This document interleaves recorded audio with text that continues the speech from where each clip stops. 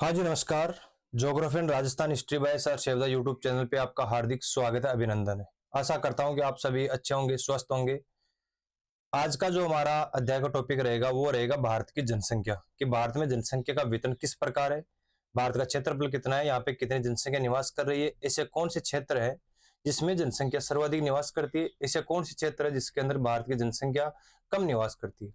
क्योंकि भारत का जो भौतिक स्वरूप देखे तो हम इसे विभिन्न भागों में देखा है। तो जैसे बात करें, जैसी बात पर्वतीय क्षेत्र है, पहाड़ी क्षेत्र है, तटीय क्षेत्र है, इनमें जनसंख्या में कम देखने को मिलेगी। और जिस प्रकार मैदानी क्षेत्र है जहाँ पे हर चीज की सुविधाएं मानव को प्राप्त होती है, उन्हीं जगह उस जगह पे जनसंख्या सर्वाधिक हमें देखने को मिलेगी। जनसंख्या की हम बात करें मोटे तौर पे तो ये देखते हैं कि जहाँ पे समतलीय क्षेत्र है, जलवायु मानव के अनुकूल है, राजनीतिक परिस्थितियां उनके अनुकूल है, या बाद में धार्मिक परिस्थितियां उनके अनुकूल है, खनिज संपदा उनके अनुकूल है, यातायात क्षेत्र जो है उनके निवास वाले क्षेत्र के अंदर क्षेत्र में उसके अनुकूल है, तो मानव बसाव वहां पे सर्वाधिक निवास करना उचित समझता है, सर्वाधिक मानव वहां पे निवास करता है।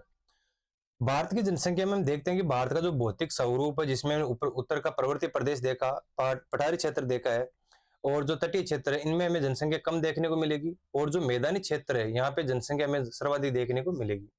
तो भारत के इस जनसंख्या के टॉपिक में हम देखेंगे भारत का लिंगानुपात कितना है, भारत की जनसंख्या कितनी है, और भारत की जो जनसंख्या है किन क्षेत्रों में कितनी निवास करती है। तो भारत की जनसंख्या को लेकर हम देखेंगे भारत की जो जनसंख्या है इसका वितरण हमें किस प्रकार देखने को मिलता है, इसको प्रभावित करने वाले कारक कौन कौन से हैं। तो आज हम देखेंगे प्रभावित करने वाले कारक, भारत का क्षेत्रफल कितना है, यहाँ पे कितनी जनसंख्या निवास कर रही है। वैसे देखा जाए तो भारत की जनसंख्या की हम बात करें तो भारत की जनसंख्या विश्व में बात करें तो दूसरे स्थान पे है, प्रथम चीन की आती है, उसके बाद में जो सर्वाधिक जनसंख्या वाला देश की बात करें तो हमारा देश आता है कौन सा, भारत। तो आइए हम बात करते हैं राजस्थान, जो भारत की जनसंख्या है वो कितनी है और किस प्रकार है। तो बात करते हैं भारत की जनसंख्या।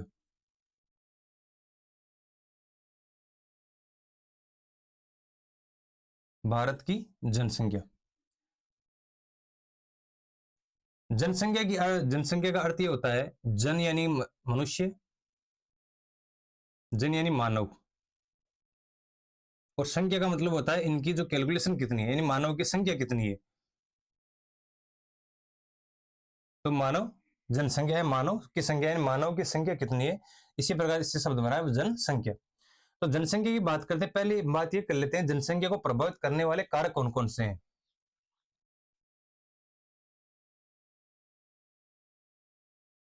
को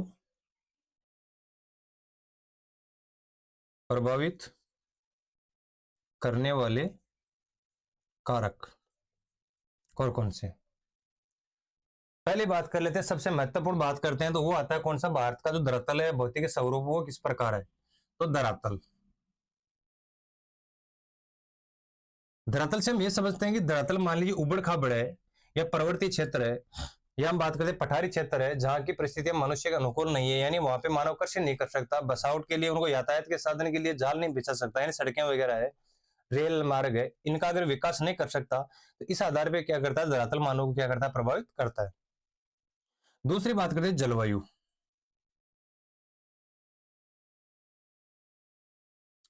अगर मान लीजिए मानव के अनुकूल, अगर कहीं किसी स्थान की जलवायु उसके मानव के स्वास्थ्य के लिए अनुकूल है तो वहां पे जनसंख्या में सर्वाधिक देखने को मिलेगी।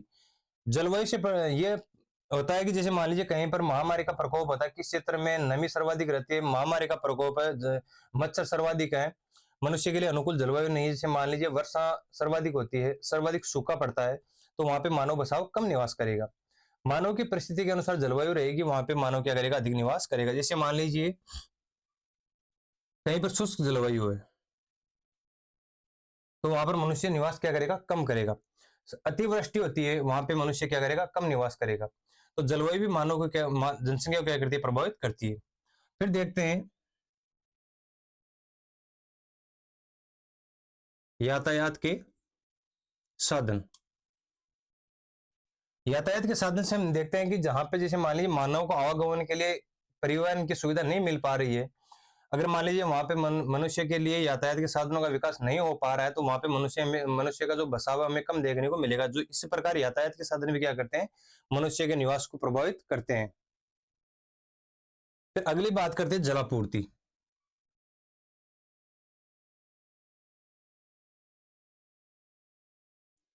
मान लीजिए मनुष्य के लिए जल सर्वाधिक महत्वपूर्ण है। सभी कार्यों में देखें तो मनुष्य के लिए अनाज और जल ये सर्वाधिक उपयोगी है। इनके बिना मनुष्य का जो बसाव है, मनुष्य का निवास करना है, जीवित जीवित रह पाना क्या है, मुश्किल है। तो जल की पूर्ति जहां पे मनुष्य की आवश्यकता के अनुसार प्राप्त हो रही है, तो वहां पे मनुष्य क्या करेगा, सर्वाधिक निवास करेगा। जिस जगह पे जल का अभाव रहता है या सूखे की समस्या रहती है, जल की उसकी आवश्यकता पूर्ण नहीं हो पा रही है, सिंचाई के लिए साधन नहीं मिल पा रहे हैं, पीने के लिए उपयोगी जल नहीं है, तो वहां पे मनुष्य क्या करेगा, बसाव कम करेगा। बात करते हैं इसके बाद में कि सामाजिक तत्व है।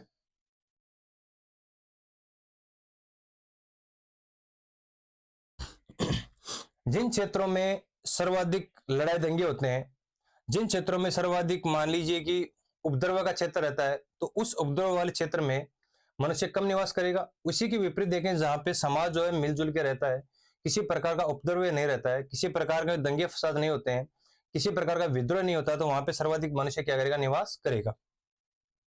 6 नंबर पे बात करते हैं धार्मिक क्षेत्र।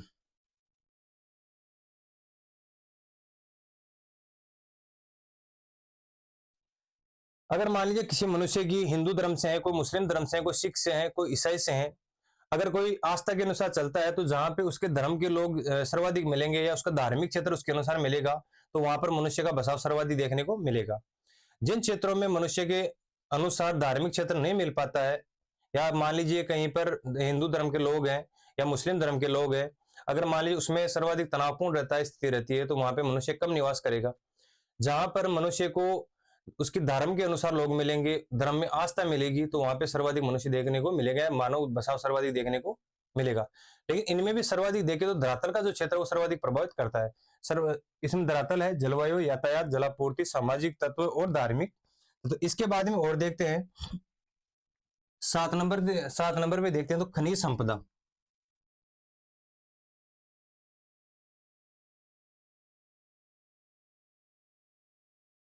खनिज संपदा, अगर मान लीजिए मनुष्य के धरातल अगर अनुकूल नहीं है, जलवायु उसके अनुकूल नहीं है, अगर वहां पे खनिजों की सर्वाधिक आपूर्ति हो रही है, तो मनुष्य वहां पे थोड़ा बसाव देखने को मिलेगा। लेकिन जहां पर खनिज जो है मनुष्य के उनको याता जीवन यापन के लिए साधन नहीं मिल पाते हैं, या जीवन यापन के लिए कोई रोजगार नहीं है, या उनको खनिज जो संपदा है वहां पे उसको कोई किसी प्रकार का व्यवसाय नहीं है, तो वहां पे बसाव जो मानव बसाव कम देखने को मिलेगा। लेकिन जहां पर भी मनुष्य को खनिज संपदा से अगर आय प्राप्त हो रही है, उनका जीवन यापन चल रहा है, तो वहां पे सर्वाधिक मानव बसाव देखने को मिलेगा। फिर हम आगे देखते हैं कि 8 नंबर पे देखते हैं कौन सा तत्व आता है। परिवहन की सुविधा हो गई, मनोरंजन, जलापूर्ति हो गई, और खनिज और राजनीतिक क्षेत्र।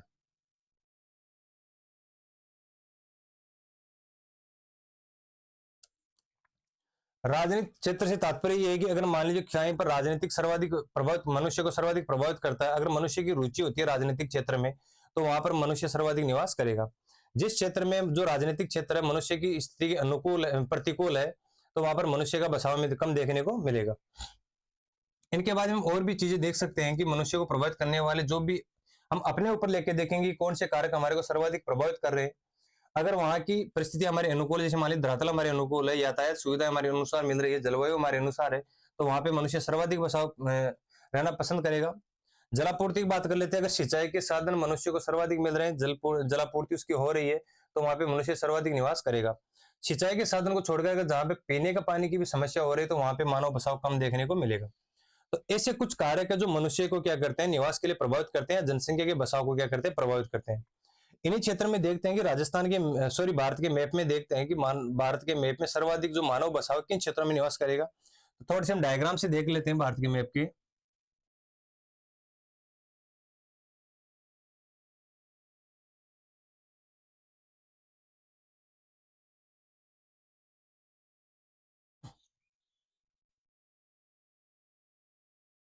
ये मान लीजिए भारत का मैप है। इस भारत के मैप ने हमने ये भी देखा है पहले कि इसका भौतिक स्वरूप किस प्रकार का है। उत्तर का पर्वतीय प्रदेश है, जिसके अंदर हम बात करें कृषि के लिए जगह नहीं मिल पाती है, कृषि का अभाव, यातायात के साधनों का अभाव,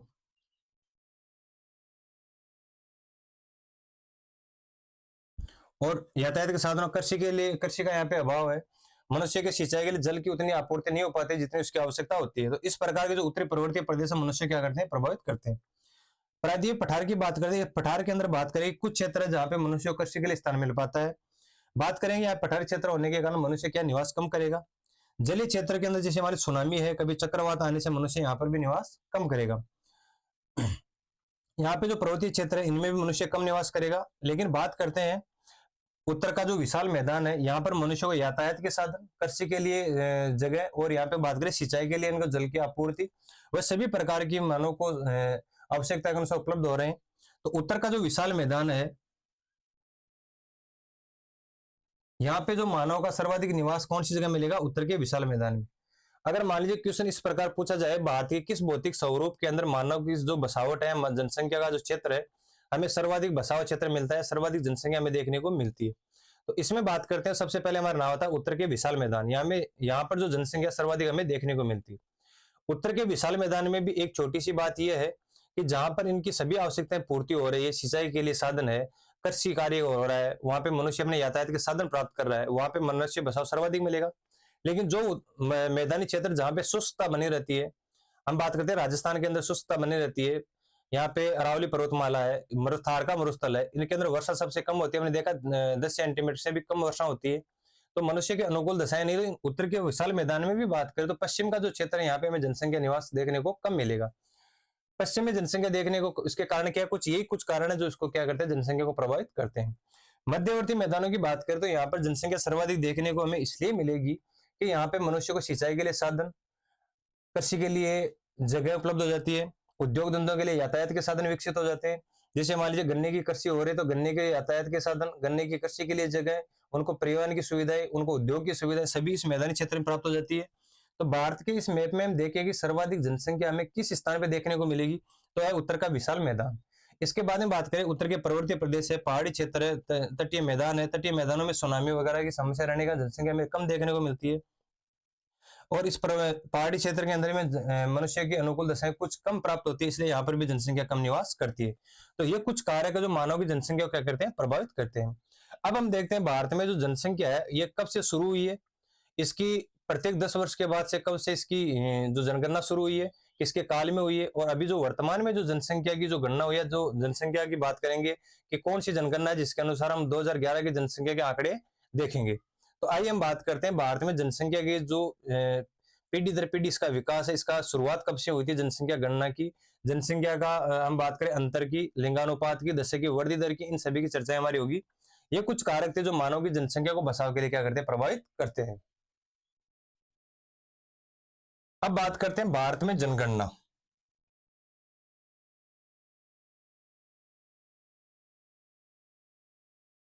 जनगणना का अर्थ होता है मनुष्य के जो यहाँ पे मानव निवास कर रहा है उसकी गणना करना है, इसकी गिनती करना है कि भारत के अंदर कितनी जनसंख्या निवास कर रही है। तो जनगणना से जाहिर सी बात यह है कि भारत का जो क्षेत्रफल है 32,87,263 वर्ग किलोमीटर, इसके अंदर कितनी जनसंख्या निवास कर रही है। तो बात करते हैं जनगणना की। तो प्रथम जो जनगणना वो कब हुई थी, प्रथम जनगणना ये हुई थी कब, 1872 में। यानी जो प्रथम भारत की जनगणना की बात करें तो वो हुई थी 1872 में, और जो काल था वो किसका था, लॉर्ड मेयो का। किसके काल में हुई थी, लॉर्ड मेयो। ये प्रथम जनगणना है जब भारत की शुरुआत हुई थी गणना की, वो लॉर्ड मेयो के काल में हुई थी, 1872 में हुई थी। तो अब बात ऐसी देखनी है कि 1872 में प्रथम जनगणना हुई थी, कब, लॉर्ड मेयो के काल में। लेकिन दशक की जनगणना नहीं थी, ये केवल एक शुरुआत हुई थी जिस समय जहां पे भारत की जो जनसंख्या, इसकी काउंटिंग की जाएगी भारत के अंदर कितनी जनसंख्या निवास कर रही है। दूसरी बात करते हैं, दूसरी बार जो जनगणना हुई थी,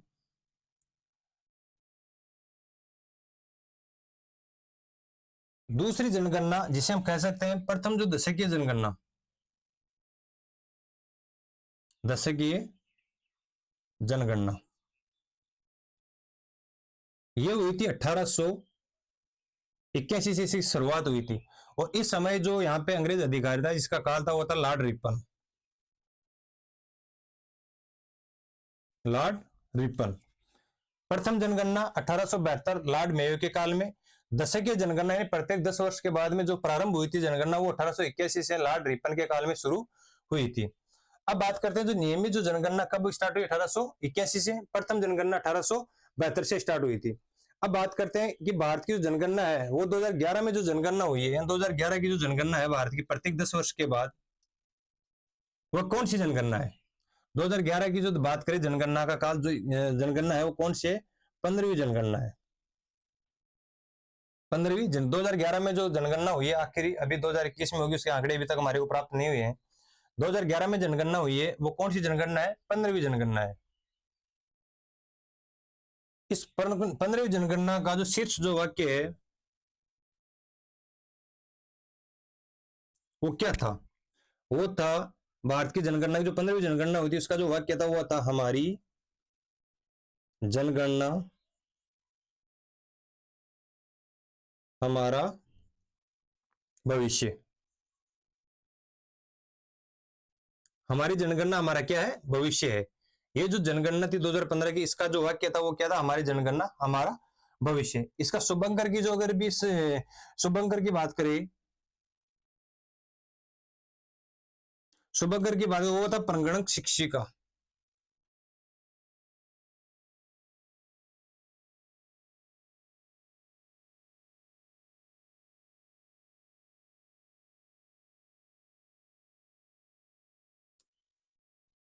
परगणक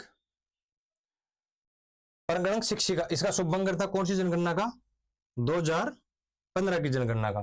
ठीक है, कौन सा था? परगणक शिक्षिका। और इसका जो ध्येय वाक्य था वो क्या था? हमारी जनगणना हमारा भविष्य।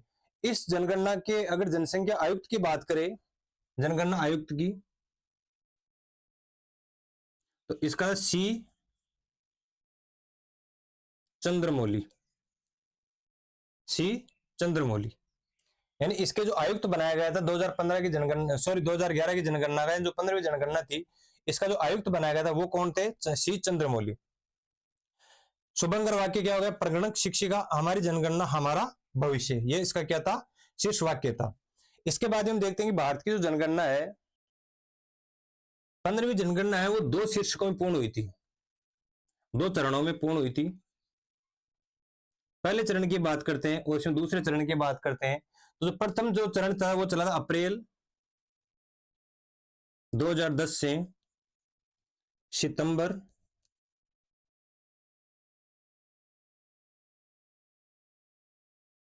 2010, यहां तक पहला चरण चला था। दूसरे चरण की बात करें तो वो होता 9 फरवरी 2011 से 28 फरवरी 2011 तक। यानी जो 15वीं जनगणना हुई थी वह 2011 के अंदर 15वीं जनगणना, उसका शीर्ष वाक्य हमारी जनगणना हमारा भविष्य। परगणक था इसका जो शुभंकर था वो था प्रगणक शिक्षिका। आयुक्त की बात करें श्री चंद्रमौली। और 2 चरणों में, प्रथम चरण अप्रैल 2010 से सितंबर 2010 तक। फिर अगले चरण की बात करें दूसरी, तो 9 अप्रैल 2011 से 28 फरवरी 2000, सॉरी 9 फरवरी 2011 से 28 फरवरी 2011 तक दूसरा चरण हुआ था। अब बात करते हैं जो चरण कंप्लीट हुआ था, इसमें भारत की जो जनसंख्या वो कितनी थी, सॉरी भारत का क्षेत्रफल कितना था, और इस क्षेत्रफल पे कितनी प्रतिशत जनसंख्या निवास कर रही है। पहले बात करते हैं विश्व में। विश्व का जो क्षेत्रफल है, इस क्षेत्रफल का भारत में अगर बात करें क्षेत्रफल कितना है, यानी विश्व का जो संपूर्ण क्षेत्रफल है, इसका भारत में बात करते हैं, भारत में क्षेत्रफल कितना आता है इसका? 2.4%। 2.4%। ये जो क्षेत्रफल है किसका है? भारत का, संपूर्ण विश्व में। इसमें जनसंख्या की बात करते हैं कि इसमें जनसंख्या कितनी निवास कर रही है, तो इसमें बात करें जनसंख्या 17.5% जनसंख्या विश्व की निवास कर रही है। 17.5% जनसंख्या निवास कर रही है। अब इसमें बात करते हैं कि भारत की जो जनसंख्या है वह, सॉरी क्षेत्रफल है, वह विश्व में देशों में 7वें स्थान पर है।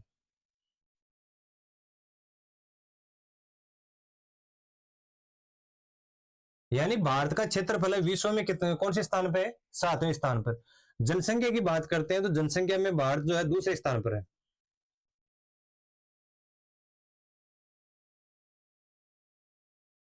दूसरे स्थान पे। सर्वाधिक जनसंख्या किसकी है? चीन की, ये प्रथम स्थान पर है। ठीक है, दूसरे स्थान में बात करें 17.5% जनसंख्या है वो किसकी है? भारत के, सॉरी भारत के विश्व के अंदर। यानी कि भारत का क्षेत्रफल तो विश्व में कितना? 2.4%। यानी 7वें स्थान पे। और बात करें भारत के अंदर जो जनसंख्या है वह विश्व की कौन से स्थान पे, दूसरे स्थान पे। प्रथम स्थान किसका है, चीन का, जिसके अंदर सर्वाधिक जनसंख्या है। उसके बाद में नाम आता है किसका, भारत का, जिसके अंदर सर्वाधिक, दूसरे नंबर पे सर्वाधिक जनसंख्या निवास करती है। इसके बाद में देखो मान जो विभाजक मान विभाजक काल की बात करते हैं। अब जो 2019 की जो जनगणना थी, सॉरी 1921 की जो जनगणना थी, इसको महान विभाजक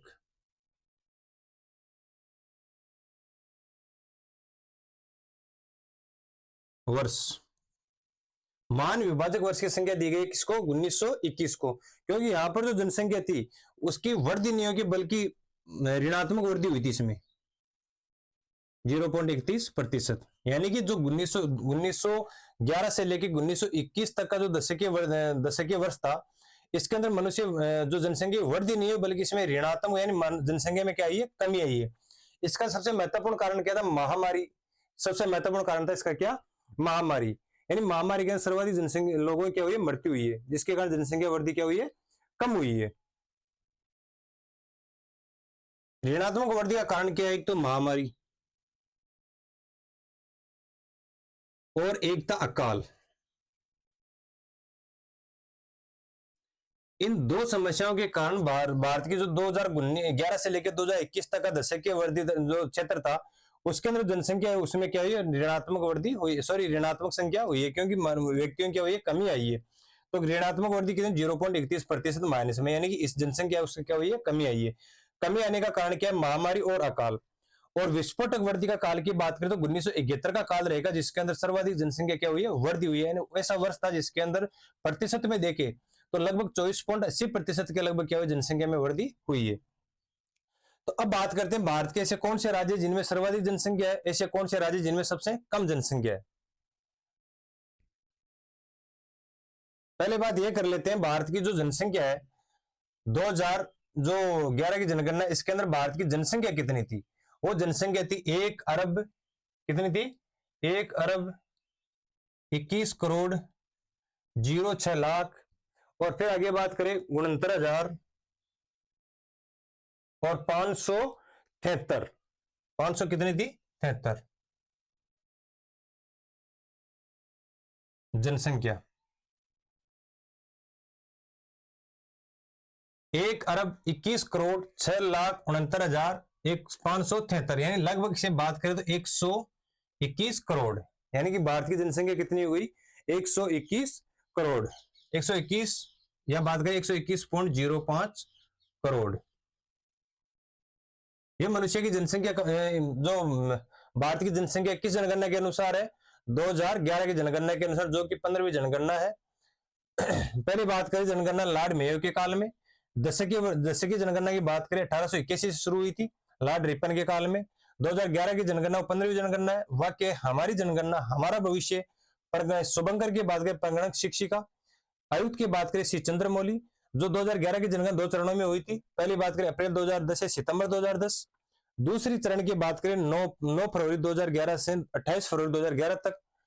विश्व में बात करें भारत का क्षेत्रफल कितना है, 2.4%। और विश्व की जनसंख्या कितनी निवास कर रही है, 2.4% क्षेत्रफल पे 17.5%। प्रथम बात करें तो स्थान किसका आता है, चीन का। क्षेत्रफल में क्षेत्रफल के अंदर बात करें तो सर्वाधिक क्षेत्रफल किसका है, रूस का। भारत का क्षेत्रफल की बात करें तो 32,87,263 वर्ग किलोमीटर क्षेत्र है, वो संपूर्ण विश्व में 2.4% है। संपूर्ण विश्व की जनसंख्या को लेकर देखिए तो भारत की जनसंख्या निवास करे 17.5%। पहले स्थान पे आता है क्या, चीन। क्षेत्रफल में तो 7वां स्थान और जनसंख्या में पहला स्थान। कई बार क्वेश्चन ऐसे पूछा जाता है भारत की जनसंख्या को लेकर, जिसमें भारत में क्षेत्रफल कितना, विश्व का क्षेत्रफल कितना है और कितने प्रतिशत जनसंख्या निवास करती है। इस क्वेश्चन में देखने की बात यह है कि पहले क्षेत्रफल पूछ रहा है या पहले जनसंख्या पूछ रहा है। यानी कि सबसे पहले पूछे कि भारत का क्षेत्रफल विश्व का कितना प्रतिशत और कितने प्रतिशत जनसंख्या निवास कर रही है। अगर मान लीजिए ऑप्शन के अंदर पहले जनसंख्या लिखा हुआ आ रहा है और फिर क्षेत्रफल आ रहा है तो क्वेश्चन रॉन्ग हो जाएगा, संख्या सेम मिलेगी। अगर क्वेश्चन को ऐसे देखना है कि पहले क्षेत्रफल पूछ रहा है तो क्षेत्रफल 2.4% और फिर बात कर रहा है विश्व की कितनी प्रतिशत जनसंख्या। दोनों क्वेश्चन ऐसे आजकल सेम देते हैं या साथ में देते हैं, एक ही क्वेश्चन में देते हैं कि विश्व की कितने प्रतिशत क्षेत्रफल है, वह कितने प्रतिशत जनसंख्या निवास कर रही है। तो देखते हैं कि पहले क्षेत्रफल पूछा है तो 2.4%, उसके बाद में बात करेंगे 17.5% क्या है जनसंख्या। किसी ऑप्शन आपको ऐसा मिलेगा जिसके अंदर 17.5 पहले लिखा हुआ मिलेगा और 2.4 बाद में मिलेगा। इसी अगले ऑप्शन में ऐसे मिलेगा 2.4 पहले देखने को मिलेगा और 17.5 जो है बाद में देखने को मिलेगा। जैसे कि बात कर लेते हैं छोटी सी ये बात, अगर ऐसे ऑप्शन पूछा जाता है कि भारत विश्व का कितना क्षेत्रफल भारत में है, क्षेत्रफल की बात करें वह जनसंख्या, अगर ऐसा पूछ रहा है कि पहले क्षेत्रफल फिर जनसंख्या, तो अगर एक कोई ऑप्शन रहेगा उसमें ऐसे लिखा हुआ आएगा, क्षेत्रफल की बात करें तो इसमें 2.4%, फिर डैश करके 17.5%। अगर ऐसा ऑप्शन मिलेगा सेम मिलेगा जो सही रहेगा। दूसरे ऑप्शन में बात करें अगर ऐसा लिखा हुआ जाएगा 17.5% और 2.4%, कभी भी देख लेना अगर ऐसा क्वेश्चन पूछा हुआ आता है वो पहले ऑप्शन की बात करो, पहले ऑप्शन में ये लिखा हुआ आता है जो कि क्या होता है, रॉन्ग रहता है। ये या तो मिला हुआ आएगा सी में या आएगा हमारे पास देखने को डी में मिलेगा ऐसा ऑप्शन, तो ये ऑप्शन क्या रहेगा, सही रहेगा। क्योंकि हमारे पास पहले क्षेत्रफल पूछा है फिर जनसंख्या पूछा है, अगर पहले जनसंख्या पूछे और फिर क्षेत्रफल पूछे तो ये आएगा। अगर पहले इसमें क्षेत्रफल पूछ रहा है फिर बाद में जनसंख्या पूछ रहा है तो कौन सा है, 2.4% क्षेत्रफल आता है विश्व का और विश्व की 17.5% जनसंख्या निवास करती है। ये हमारे पास देखने को मिलता है। अभी एक क्वेश्चन आया मेरे पास देखने को कि डोलड्रम जो पेटी है यह किस प्रकार की है, उच्च वायुदाब या निम्न वायुदाब, अति उच्च वायुदाब, अति निम्न वायुदाब। चार ऑप्शन सिर्फ यही है। डोलड्रम जो पेटी है, जो वायुदाब पेटी है वो किस प्रकार की है, उच्च वायुदाब या उच्च वायु, पहला ए ऑप्शन रहेगा उच्च वायुदाब, बी ऑप्शन रहेगा अत्यधिक उच्च वायुदाब, सी ऑप्शन में आएगा निम्न वायुदाब, डी में आएगा अति निम्न वायुदाब। तो जो डोलड्रम पेटी है, जो डोलड्रम जो वायुदाब पेटी है वो हमारे कहां पे देखने को मिलती है, भूमध्य रेखा के दोनों तरफ 5 डिग्री नॉर्थ तक 5 डिग्री साउथ तक। तो यहाँ पे सूर्य किरणें सर्वाधिक सीधी पड़ती है, सीधी पड़ने से वहां पे जो है वहां की वायु हल्कियों के ऊपर उड़ती है, तो सर्वाधिक तापमान रहने के कारण जो यहाँ की जो डोलड्रम पेटी है वो अत्यधिक निम्न वायुदाब की पेटी रहेगी, न कि निम्न वायुदाब की। ऑप्शन है उच्च वायुदाब, अति उच्च वायुदाब, निम्न वायुदाब, अति निम्न वायुदाब। तो ये जो पेटी रहेगी डोलड्रम की वो रहेगी अति निम्न वायुदाब की। अब जनसंख्या जो अगला पार्टीशन है वो नेक्स्ट क्लास में करेंगे। इसी क्लास में यहां तक के लिए इतना ही। सभी को नमस्कार।